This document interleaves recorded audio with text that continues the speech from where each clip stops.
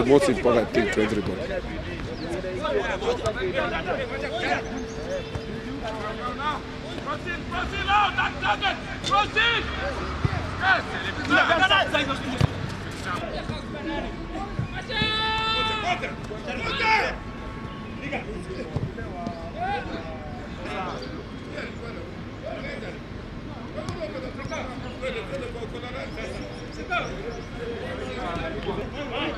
First of all, we are champions. That's why you have to know.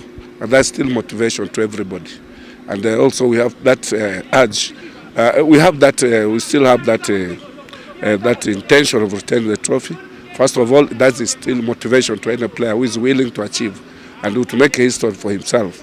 So that's the motivation. Second motivation is about how coach you juggle your squad and how you give every player a chance, so that every player in the team must know that he's ready, is there to play.